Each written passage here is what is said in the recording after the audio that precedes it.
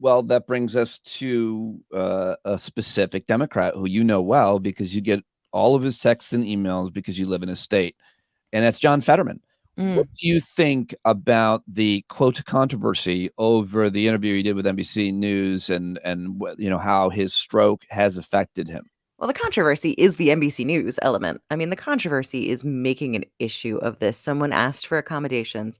They specifically asked to, because they are currently suffering a physical ailment that is affecting their ability to to take in information, and they have an alternative that's going to work just fine. Their cognitive abilities are not impaired, but their ability to access it via, via hearing.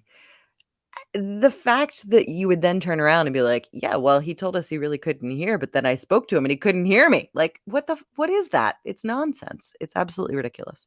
I think the thing that's missing, by the way, from the whole every conversation about it is that people, especially his age, can have strokes and make a full recovery.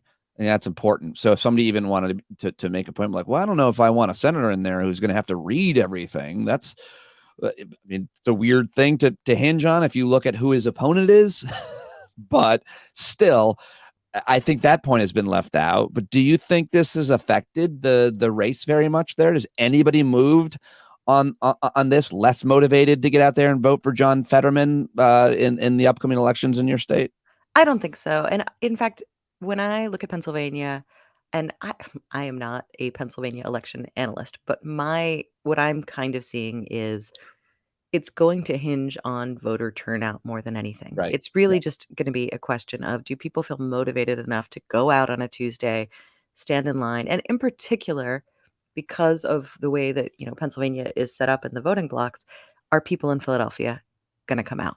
Like, I think that that is really going to basically be key. And I think right now this race is mostly about voter turnout and voter suppression, and less about what the candidates say, because the candidates are so deeply disparate. I mean, like, no one is sitting there being like, I don't know, Josh Shapiro or Doug Mastriano. I can't make up my mind. Right. Like, no one is in that category. So it just becomes like, is this important enough for me to maybe take time off work, to get out the door, to stand in line? Who knows? Maybe it's going to be raining. Maybe I got, maybe I don't feel well. Maybe I'm, whatever. It's all of those are the factors that are really going to come into play.